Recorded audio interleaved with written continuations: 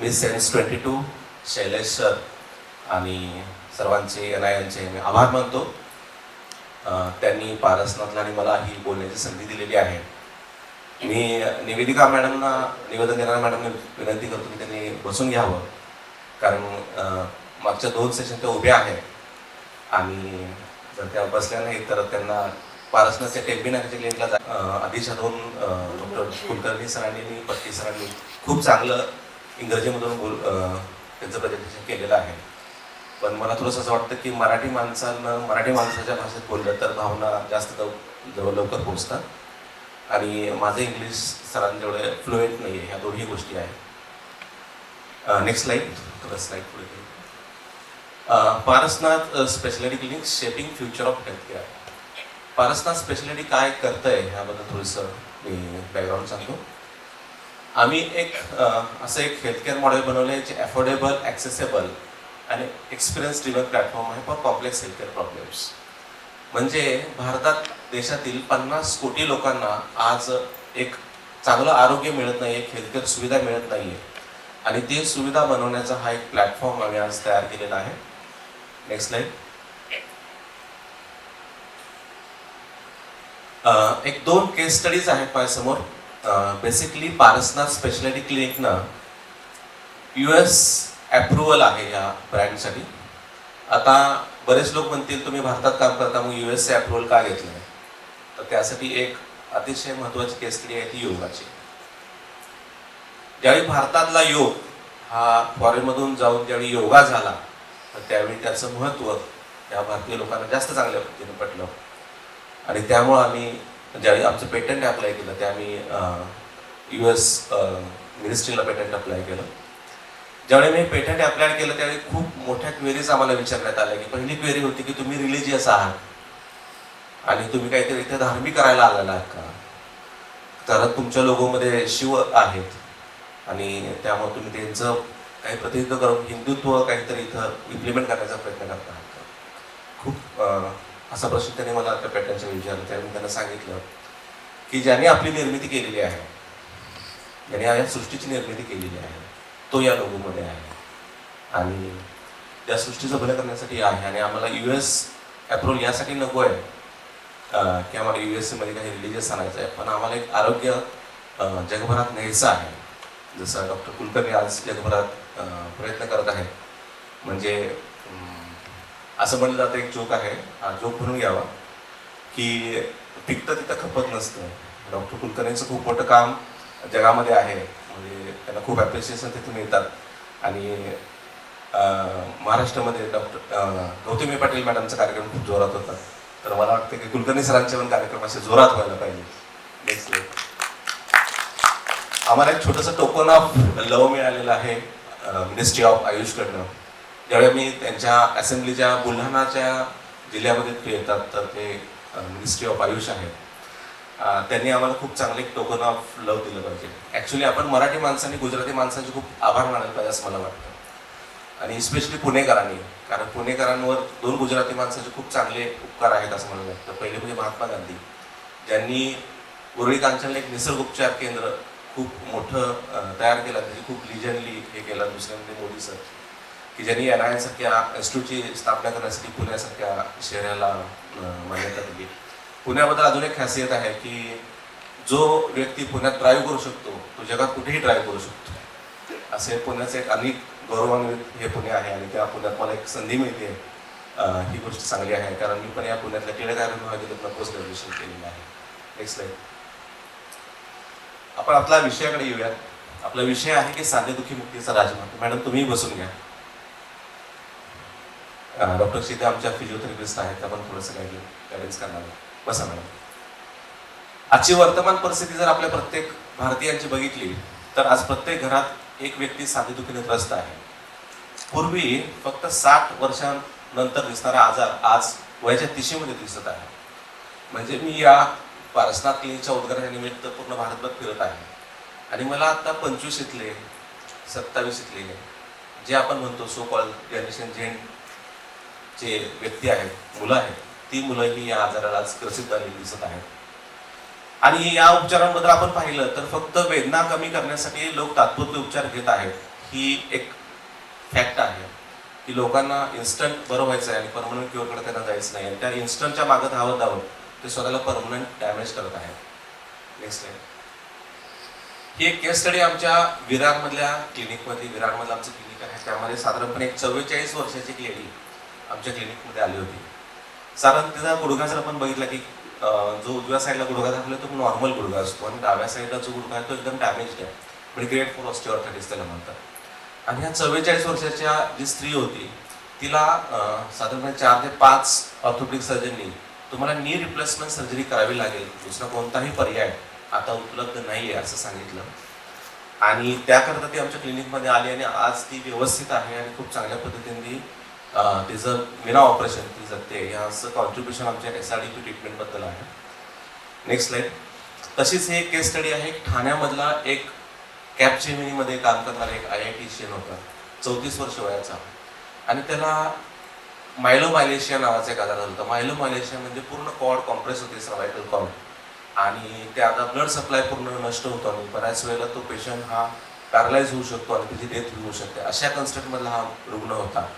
आणि आमच्या ठाण्याच्या टेंबे नाकाच्या क्लिनिकमधल्या डॉक्टरांनी त्यांना पूर्ण चांगल्या पद्धतीने रिकवर केलं, तर आमचं ऑपरेशनही टाळलं, आणि त्यांच्या पोस्ट MRI मध्ये त्यांचं पूर्ण कॉर्ड कॉम्प्रेशन निघून गेलेलं, असे MRIचे रिपोर्ट्स या ठिकाणी आले आणि खूप चॅलेंजिंग केसेस या ठिकाणी सॉल्व्ह केल्या गेल्या.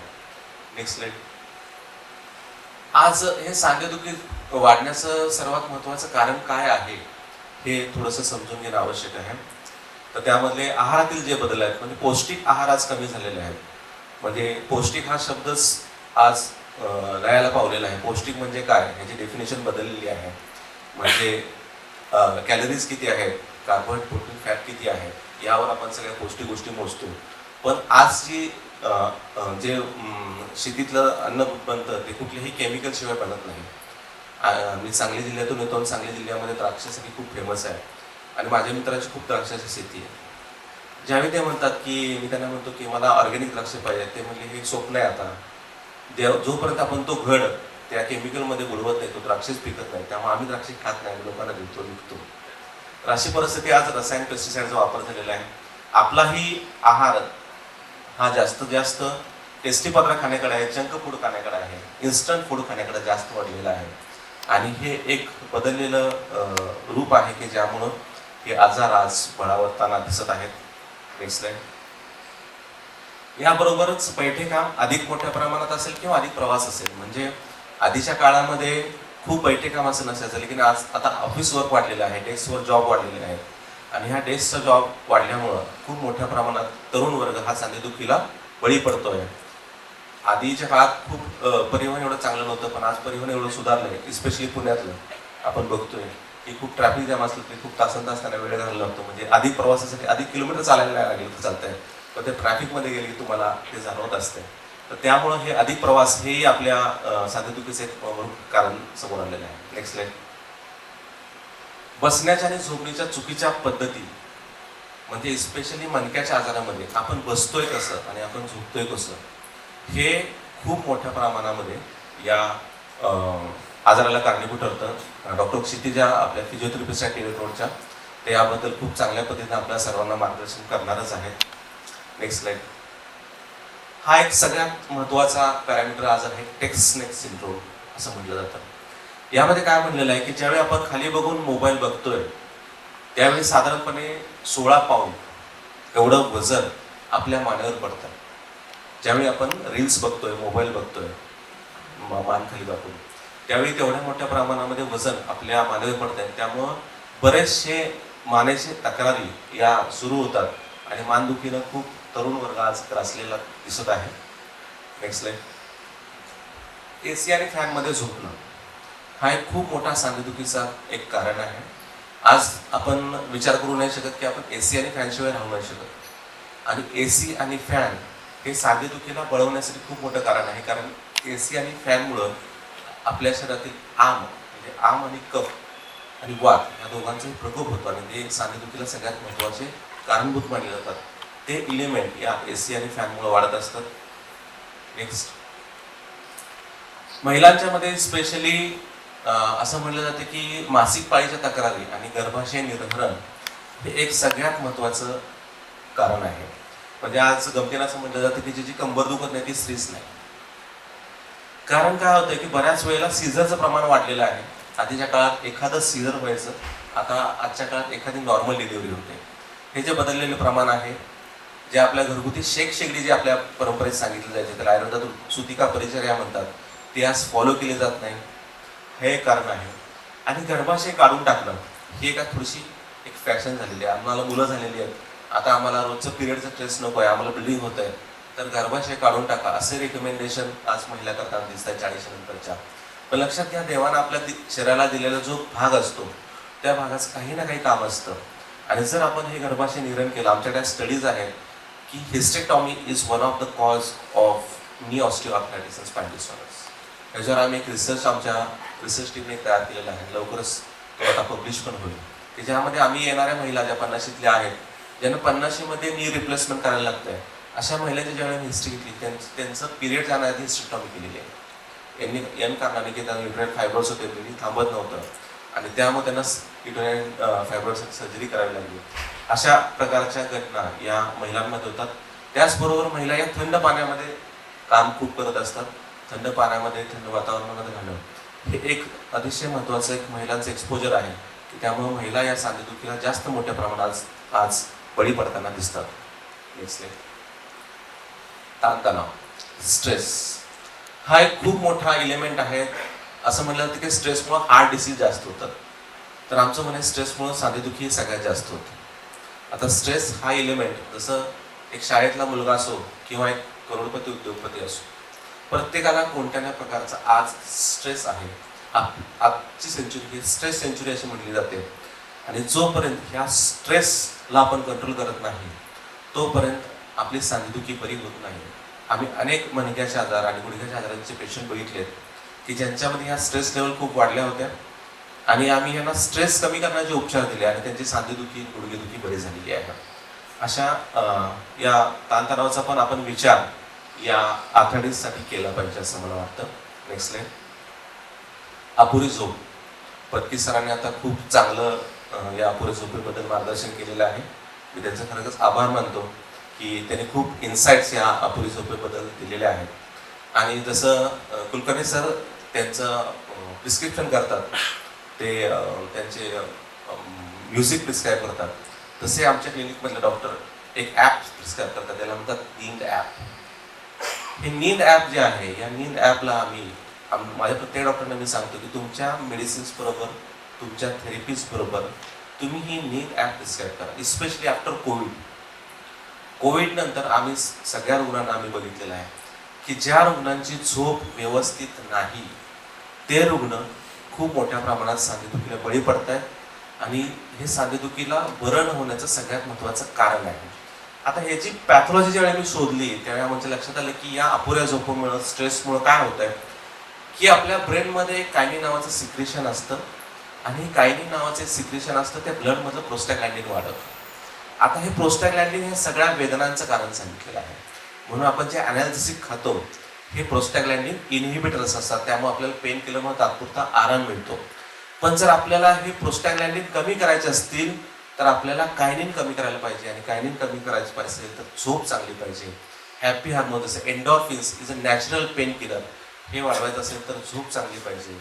यासाठी आम्ही त्यांना नींद ॲप प्रिस्क्राईब करतो. बऱ्याच लोकांना नींद ॲप प्रिस्क्राईब करायला करून पण आणि आयुर्वेदिक औषध देऊन पण झोप लागत नाही. अशा लोकांना, अशा पेशंटला मी सांगतो त्यांना ॲलोपॅथिक औषध द्या, पण त्याला झोपवा. तो जर झोपला नाही तर त्याची सांधेदुखी काही बरी होणार नाही.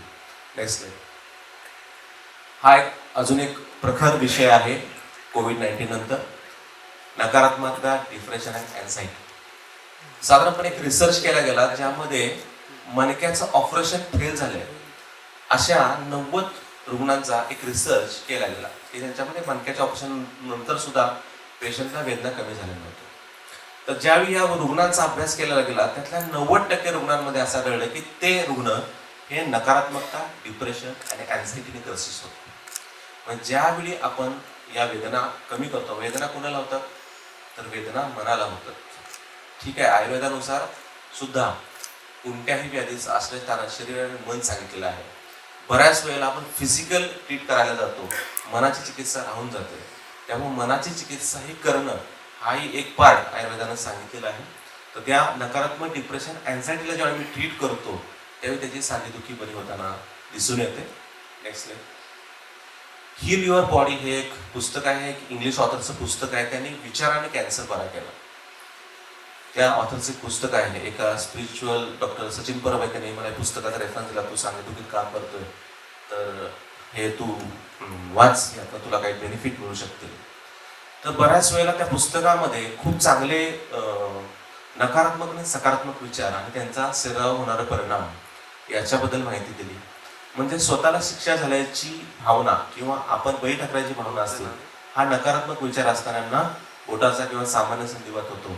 आणि त्याच्यासाठी एक सकारात्मक विचार की माझा त्रास हा नक्की बरा होईल आणि मी सर्व उपचाराला सकारात्मक विचाराने पूर्ण करेन, असा जर एक सकारात्मक विचार केला तर तुमची सांधेदुखी बरी होण्यास खूप चांगल्या पद्धतीनं मदत होते. असा इन्फरन्स त्या पुस्तकातला आहे. Next line. असाच कंबरदुखी पाठदुखीसाठी आहे. आर्थिक तणाव असतील, पाठीचं ओझं लागल्यासारखे, भावनिक आधार गेल्यासारखे काही नकारात्मक विचार असतील आणि त्यांचा इम्पॅक्ट कसा होऊ शकतो हा आहे. Next line. मानेच्या आणि समस्यांबद्दल पण काही नकारात्मक आहे, त्याबद्दलचे सकारात्मक विचार आहेत. Next line. अजून एक सांधेदुखीचा प्रकार आहे, त्याला म्हणतात मेटाबॉलिक ऑस्टिओआर्थरायटिस. हा इस्पेशली पुणे आणि मुंबई या भागात खूप मोठ्या प्रमाणात पाहण्यात आला. हा मेटाबॉलिक ऑस्टिओआर्थरायटिस म्हणजे नेमका काय आहे, तर एक ट्रायड आहे. त्यामध्ये काय आहे की वाढलेलं वजन आहे, थायरॉइड आहे आणि डायबिटीज. याला म्हणतात मेटाबॉलिक ऑस्टिओआर्थरायटिस. म्हणजे वजन आहे, ठीक आहे, थायरॉइड आहे, डायबिटीजचे पेशंट हे आहेत की जे या गुडघेदुखीला बळी पडलेले आहेत. यांच्यामध्ये काय होतं की यांच्या शरीरात तर चरबी तर आहे, पण ही चरबी जी गुडघ्यात वंगण स्वरूपात साठायला पाहिजे ती वंगण स्वरूपात न साठता शरीराच्या इतर ठिकाणी साठून शरीराचं वजन वाढते, मेटाबॉलिझम बिघडते आणि त्यामुळं त्यांना संधिवात झालेला आहे. अशा प्रकारचे रुग्ण आज स्पेशली मेट्रो सिटीजमध्ये जास्त पाहिले जातात. महिला या प्रकारच्या आजारांना जास्त बळी पडलेल्या आज दिसून येतात. नेक्स्ट. आता या कारणानंतर बघितल्यानंतर आपण थोडंसं उपचारांकडे येऊया. जे प्रचलित उपचार आहेत आज त्या उपचारांकडे येऊया. इस्पेशली आपण सुरुवात करतो की तात्पुरत्या वेदना कमी करणाऱ्या उपचारांनी, म्हणजे तो घरगुती उपचार असतील, टीव्हीवरचं बघितलेलं औषध असेल, आजीबाईचा पाठवा असेल किंवा एखादी यूट्यूब आणि किंवा फेसबुकमध्ये मिळाली माहिती असेल जे आपण या सांधेदुखीसाठी सुरू करतो. त्यानंतर आपल्या कमी होत नाही म्हणून आपण फॅमिली डॉक्टरकडे जातो. फॅमिली डॉक्टर आपल्याला पेन किलर देतो, काही इंजेक्शन देतो. त्यानं सांधेदुखी कमी येते पण ती बरी होत नाही म्हणून आपण म्हणतो की नाही मला काही कळत नाही आहे, आता आपण थोडंसं अप्पर व्यक्तीकडे गेलं म्हणून आपण ऑर्थोपेडिक सर्जनकडे जातो. ऑर्थोपेडिक सर्जन आपले सगळे इन्व्हेस्टिगेशन्स करतो, सगळे रिपोर्ट्स घेतो, त्यानंतर त्याला मेडिसिन देतो, इंजेक्शन्स, कॅल्शियम, व्हिटॅमिन डी. आणि नाही झालं तर बाबा सर्जरीसारखा एक पर्याय तुम्हाला उपलब्ध आहे आणि तो करायला पाहिजे, अशा प्रकारचं सांगणं ऑर्थोपेडिक डॉक्टर करतो. आणि आपल्याला काही ऑपरेशन करायचं नसतं कारण सांधेदुखी ही लाईफ थ्रेटनिंग डिसीज नाही आहे म्हणून आपण मग पर्याय शोधायला लागतो. मग पर्यायामध्ये आपण फिजिओथेरपीकडे जातो. फिजिओथेरपीनं चांगल्या पद्धतीने हालचाल सुधारते पण रिकरन्स होतो. त्यानंतर आपण आयुर्वेदिक डॉक्टर, होमिओपॅथिक डॉक्टर, हाड वैद्य या सगळ्यांकडे जायला लागतो. ठीक आहे, यांचा उपचारांचा कालावधी लांब असतो तर तरी पण आपण हे उपचार घेत नुसती फिरत असतो की कोण मला बरं करेल. त्यानंतर काही न्यूट्रॉसिटिकल असतील, कायरोप्रॅक्टिक, अशा सगळ्या प्रकारच्या उपचारांचा आपण अंतर्भाव करतो पण आपली सांधेदुखी काही बरी होत नाही. अशा प्रकारची परिस्थिती निर्माण होते आणि आपण म्हणतो की सांधेदुखीला नक्कीच काहीतरी औषध नाही आहे. Next line. सांधेदुखीचे रुग्ण बरे का होत नाहीत याचा म्हणजे अभ्यास केला तर त्यांचं ट्रीटमेंट ड्युरेशन म्हणजे 15 दिवस बरे होण्यासाठी 2 वर्ष, 5 वर्ष, 10 वर्ष आज सांधेदुखीचे रुग्ण हे उपचार घेत आहेत. म्हणजे मला बरं वाटलं नाही, डॉक्टर फरक पडला तर औषध घेईन. आम्ही म्हणतो फरक पडण्यासाठी औषध घ्या. पेशंट म्हणतो नाही फरक पडला तर आम्ही तुमच्याकडे पुढच्या वेळी. अशी परिस्थिती या सांधेदुखीच्या रुग्णांसाठी आहे. आणि दरवेळी नवीन डॉक्टर जेव्हा मी अनेक विदर्भामध्ये जातो म्हणजे क्लिनिकच्या ओपनिंगसाठी, तिथेही मी बघतो की पेशंट येतात ते 7-8, 8-8 फाईल घेऊन आलेले असतात. तुमच्याकडं आजार किती दिवसापासून आहे ते म्हणतात 5 वर्ष. ठीक आहे, एका डॉक्टरला जास्तीत जास्त किती वेळ दिला आहे म्हणजे 2 फॉलो. त्या 2 फॉलोमध्ये मी बरा नाही झालो म्हणून मी डॉक्टरला दिलेला नाही वेळ आणि त्यानंतर मी डॉक्टर करतोय. नेक्स्ट. त्यानंतर येतात ह्या गुणकारी पावडरांचा वापर. Specially joint relief. म्हणजे मला काही या कंपनीबद्दल काही म्हणायचं नाही आहे, पण हा एक एव्हिडन्स आहे. हा डोंबिवलीमध्ये एक पेशंट होते माझे, जे मला वाशीच्या क्लिनिकमध्ये आले होते आणि खूप उच्चभ्रू पेशंट होते. ते म्हणले की मी फोटोग्राफी करतो, मोदी ज्यावेळी येतात मुंबईत त्यावेळी मला फोटोग्राफीसाठी बोलवतात. म्हटलं छान आहे तुमचं काम. तर मी म्हटलं की त्याच्या मिसेसने अशी पुढी काढली.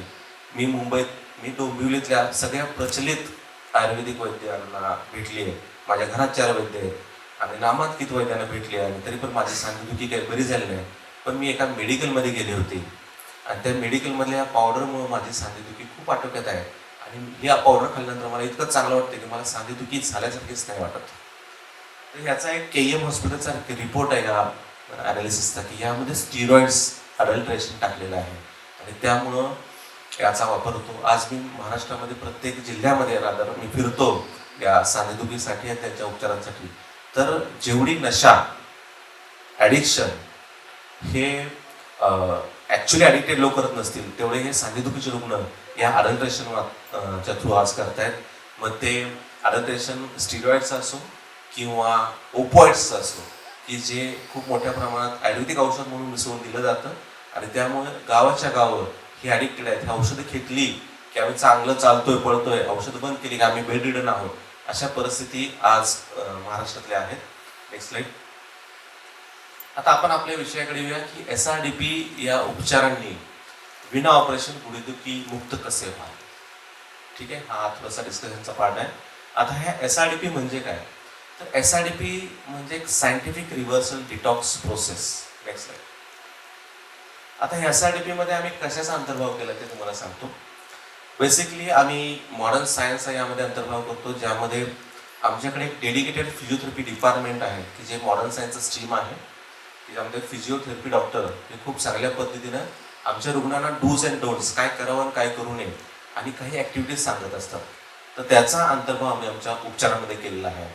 त्याचबरोबर मॉडर्न आयुर्वेदा, म्हणजे थोडंसं मॉडर्न आयुर्वेदा म्हणजे रिसर्च बेस असं काहीतरी थोडंसं लेबल लावायला लागते. तर त्यामध्ये काही संशोधनानंतर आधारलेला जो ऑर्थोडॉक्स आयुर्वेद आहे, एन्शियंट आयुर्वेद आहे, त्याला थोडंसं मॉडिफाय करून युजर फ्रेंडली, रुग्णांना सहजरित्या वापरता येईल अशा काही बदल आम्ही आमच्या उपचारांमध्ये केलेत, ज्यामध्ये खूप काही पथ्यपालनाचा भाग नसेल. त्यानंतर तिसरा वर्टिकल येतं, त्याला म्हणतात मेडिकल स्पिरिच्युअलिटी. आता ह्याचा अंतर्भाव आम्ही ह्या स्पिरिच्युअलिटीचा का केलेला आहे ह्याचाही तुम्हाला सांगतो. जसं डॉक्टर कुलकर्णींनी एक मंत्र शेवटी सांगितला, ओम नमः शिवाय. तर याची सुरुवात सांगतो की कोविड-19 मध्ये ज्यावेळी मी व्हेंटिलेटरवरचे पेशंट ट्रीट करत होतो, त्या पेशंटमध्ये मला 100 ते 150 पेशंट ट्रीट करण्याचा योग आला किंवा संधी मिळाली, की जे स्पेशली कोविड-19 क्रिटिकल केअर इलनेसमध्ये होते. आणि जेव्हा मी हे ट्रीट करत होतो, तर त्यावेळी मी त्या रुग्णांना सांगितलं होतं की तुम्ही ज्यावेळी बायपाप असाल किंवा व्हेंटिलेटर असाल, तर तुम्हाला ना हा ओम नमः शिवाय नावाचा जो मंत्र आहे याचं चॅन्टिंग करायचं. तुम्ही यूट्यूबवर तो राहून ठेवा कंटिन्युअस. जोपर्यंत पेशंट हा त्या ह्याच्यातून बाहेर येत नाही, तर तोपर्यंत हा ओम नमः शिवाय मंत्र म्हणायचा आहे. किंवा त्याला जप करायला सांगायचा मनातल्या मनात. तो आता काही मेडिसिन खाऊ शकत नाही, बायपाप परत या कारणात सांगा की हा ओम नमः शिवाय मंत्र हा जप करा. आणि बेसिकली हा ओम नमः शिवाय मंत्राचा ज्यावेळी रिसर्च केला, म्हणजे टाइम्स ऑफ इंडियामध्ये एक रिसर्च पब्लिश आहे या ओम नमः शिवाय मंत्राबद्दल. तर ह्या ओम नमः शिवाय मंत्राचं मिनिंग काय आहे हे सगळ्यात इम्पॉर्टंट आहे. ओम म्हणजे शिवाला ओम म्हणलंय, नम म्हणजे नमन करतो, शिवाय म्हणजे पंचमहाभूत. म्हणजे आपल्या शरीरातले हे पंचमहाभूतांचं बॅलन्सिंग जे करायचं असेल, तर त्या बॅलन्सिंगसाठी हा ओम नमः शिवाय नावाचा मंत्र आहे, हा खूप कारगर आहे. आणि मी एक कम्पॅरेटिव्ह स्टडी केला की जे रुग्ण या व्हेंटिलेटरवरून बाहेर आले आणि जे रुग्ण या व्हेंटिलेटरवरून बाहेर नाही आले तर दगावले, त्यांच्यामध्ये एक डिफरन्स होता की ज्यांनी ओम नमः शिवाय मंत्र हा रिगरसली फॉलो केला ते खूप चांगल्या पद्धतीने आता सर्वाइव्ह झाले, आणि ज्यांनी ओम नमः शिवाय हा मंत्र फॉलो नाही केला ते दुर्दैवानं मृत्युमुखी गेले. तर हा एक माझ्यासाठी एक अभ्यास होता. त्याचबरोबर मेडिकल ॲस्ट्रॉलॉजी हा एक वेगळा पार्ट आहे. ज्योतिष, जसं आयुर्वेद आपलं सायन्स आहे, त्याप्रमाणे ज्योतिष हे सुद्धा एक दुर्लक्षित असं एक सायन्स आहे. म्हणजे ज्यावेळी मी असं म्हणतो की where science ends spirituality and astrology starts, जिथं विज्ञान संपतं तिथं स्पिरिच्युअलिटी अँड ॲस्ट्रॉलॉजी सुरुवात होते. आपल्याला ज्योतिष हे भविष्य बघण्यासाठी सांगितलं जातं, असं खूप प्रचलित आहे, पण ज्योतिष हे भविष्य नाही. आपल्या वर्तमान स्थिती कशा सुधारायच्या आहेत आणि ज्या ग्रहांचा किंवा युनिवर्सचा आपल्या शरीरावर आणि आपल्या एकंदरीत आजारांवर कसा परिणाम होतो याचा अभ्यास करण्यासाठी याचा वापर केला जातो. आमच्याकडे BMS आणि MD केल्यानंतर ज्योतिष विशारद असे तज्ज्ञ डॉक्टर्स आहेत की जे आमच्याकडे बरे नाही होणाऱ्या पेशंटसाठी या ज्योतिषशास्त्राचा अभ्यास करतात आणि त्यांना गाईड करतात की तुम्ही कसे बरे व्हायला पाहिजे. यामध्ये वास्तूचाही खूप मोठा इम्पॅक्ट पडतो आणि या वास्तुशास्त्राचाही आम्ही अभ्यास करतो आणि त्यामधून हा पेशंट बरा करण्याचा प्रयत्न करतो. ह्या 4 पिलर्सवर ही SRDP ट्रीटमेंट आज उभारलेली आहे. याचं पेटंट आम्ही आज अप्लाय केलेलं ते फायनल स्टेजमध्ये आहे. त्याचबरोबर ह्या 4 स्टेजेसमधून ज्यामध्ये डिटॉक्सिफिकेशन असेल, स्ट्रेंथनिंग असेल, मेटाबॉलिक करेक्शन असेल आणि रिजनरेशन असेल, या 4 टप्प्यातून आम्ही हा सांधेदुखीचा रुग्ण बरा करत असतो. नेक्स्ट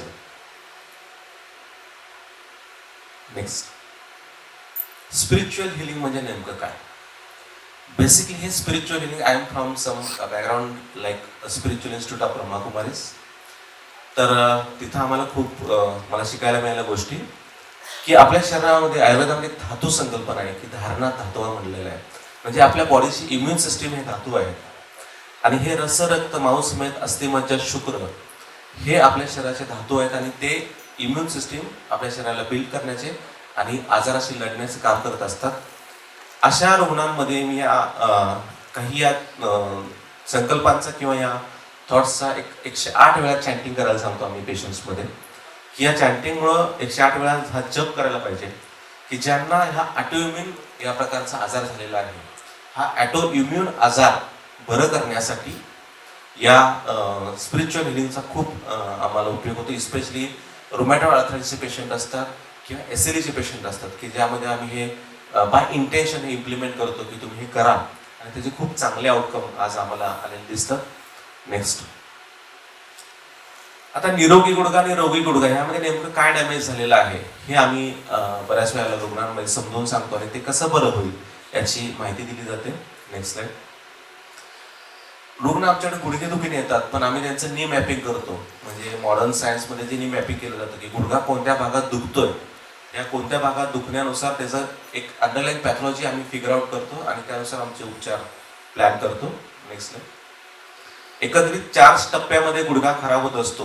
म्हणजे घरगुती उपचार, बामपासून सुरुवात झालेला उपचार हा TKR सर्जरीपर्यंत जातो. तो ह्या 4 टप्प्यातून गेलेला असतो आणि 4थ्या टप्प्यामध्ये एकंदरीत 80% हे डॅमेज झालेलं असतं. आज मी आमच्या क्लिनिक्समध्ये पूर्ण बघतो की कोणत्या प्रकारच्या गुडघेदुखीच्या रुग्णांना ऑपरेशन सांगितलं जातं. यामध्ये आता ग्रेड 2 आणि ग्रेड 3 मध्ये जे रुग्ण आहेत की ज्यांना तशी ऑपरेशनची खूप काही आवश्यकता नाही आहे, अशाही रुग्णांना ऑपरेशन आज सजेस्ट केलं जातं. आता हा एक वेगळा विषय आहे तुम्हाला इथे बोलण्याकरून. मीही सुद्धा डॉक्टर आहे आणि पुण्यातले एक खूप प्रचलित असे वैद्य आहेत, स्पेशली डॉक्टर आहेत, खूप मोठं ऑर्थोपेडिक हॉस्पिटल संचेती हॉस्पिटल जे पुण्यासाठी ऑर्थोपेडिकसाठी फेमस आहे. त्यांचे पराग संचेती यांचा एक पॉडकास्ट मी बघत होतो. त्या पराग संचेती सरांचं असं म्हणणं होतं की एक प्रामाणिक मत होतं त्या डॉक्टरांचं की गुडघ्याच्या 90% रुग्णांना ऑपरेशनची गरजच नसते. म्हणजे ज्यावेळी आम्ही गुडघ्याचे रुग्ण आज बघतोय की ज्यामधल्या 90% रुग्णांना ही ऑपरेशनची गरज नाही आहे, ते कन्झर्वेटिव्ह मॅनेजमेंटवर ठीक राहू शकतात, पण त्या गुडघ्याचे रुग्ण हे वेदना नाही सहन करू शकत आणि त्यांचे नातेवाईक पण हे कंटाळलेले असतात. म्हणून ते आमच्याकडे येतात आणि ते म्हणतात की डॉक्टर आम्हाला करायचं नाही, फक्त ऑपरेशन करून टाकलं. हा ट्रेंड आज खूप मोठ्या प्रमाणात सुरू झालेला आहे. Next slide. आता आम्ही ह्या गुडघ्याचं ऑपरेशन कसं टाळतो यासाठी ह्या 4 स्टेजमधून पेशंट जातो. डिटॉक्सिफिकेशन, स्ट्रेनिंग, रूट कॉज आणि रिजनरेशन. Next slide. ऑपरेशनमध्ये नेमकं काय करतात हा एक सगळ्यात महत्त्वाचा भाग आहे की त्यानंतर आम्ही SRDP उपचार हे डेव्हलप केले याबद्दल मला सांगता येईल. बेसिकली ऑपरेशनमध्ये जो डॅमेज झालेला कार्टिलेज आहे, जो पार्ट आहे, तो पार्ट काढला जातो आणि त्या ठिकाणी एक इम्प्लांट टाकला जातो आणि त्या इम्प्लांट टाकून गुडघ्यांची घासण्याची प्रक्रिया ही थांबवली जाते आणि त्यामुळे गुडघ्याचं आयुर्मान हे वाढवलं जातं.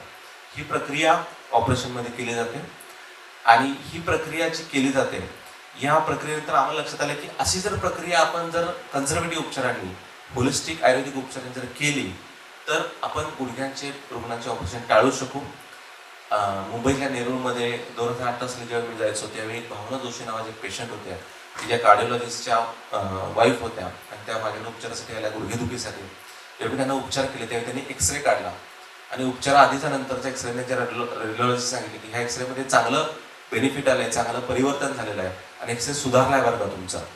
आणि त्या पेशंट क्लिनिकली सुधारल्या होत्या. तिथून मला लक्षात आलं की एक्सरे हा आयुर्वेदिक उपचाराने सुधारू शकतो. गुडघ्यातली स्पेस, इंट्राआर्टिक्युलर स्पेस ती चांगल्या पद्धतीने वाढू शकते आणि गुडघ्याचं आयुर् पण वाढू शकतं. आणि त्यानंतर आम्ही ह्या गुडघेदुखीच्या उपचारांना प्रमोट करण्याचा प्रयत्न केला. Next slide.